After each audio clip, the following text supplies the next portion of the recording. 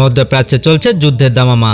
Iran এবার সরাসরি হুমকি দিল খোদ আমেরিকাকে। ইরানের সর্বোচ্চ নেতা মোস্তফা কামেনি স্পষ্ট জানিয়েছেন, মার্কিন উস্কানি বন্ধ না হলে আমেরিকার গুরুত্বপূর্ণ সামরিক ঘাঁটি ও অর্থনীতি মাটির সাথে মিশিয়ে দেওয়া হবে। কামেনির নির্দেশে ইরানের শক্তিশালী মিসাইল ইউনিট এখন যুদ্ধের জন্য প্রস্তুত। এবারে টার্গেট শুধু ইসরায়েল নয়, বরং লোহিত সাগর ও পারস্য উপসাগরে থাকা মার্কিন রণতরীগুলো, যা বিশ্ববাজারে জ্বালানি তেলের দামে বড় ধরনের ধস নামতে পারে। তবে যুদ্ধের অষ্টম দিনে আমেরিকা ইরানের সাথে সামরিক বৈঠকে বসতে চেয়েছিলেন, যেখানে ডোনাল্ড ট্রাম্প বলেছিলেন এই যুদ্ধ পুরোপুরি বন্ধ করতে। তবে ইরান যুদ্ধ থামানোর জন্য কঠোর শর্ত দিয়েছে, যার মধ্যে রয়েছে মধ্যপ্রাচ্যে থাকা মার্কিন সেনা প্রত্যাহার এবং সমস্ত অর্থনৈতিক নিষেধাজ্ঞা তুলে নেওয়া। ডোনাল্ড ট্রাম্প এই শর্তকে হাস্যকর বলে উড়িয়ে দিয়েছেন এবং ইরানকে বড় ধরনের পরিণতির হুঁশিয়ারি দিয়েছেন। তবে প্রশ্ন হলো, ইরান কি পারবে এই উপহাসের জবাব দিতে? পারবে কি আমেরিকার প্রধান ঘাঁটিগুলোকে ধ্বংস করে তাদের অহংকারকে গুড়িয়ে দিতে? তবে আপনি যদি চান এই যুদ্ধে ইরান জিতুক, তবে ইরানের জন্য দোয়া করে ভিডিওতে একটা লাইক দিয়ে যাবেন।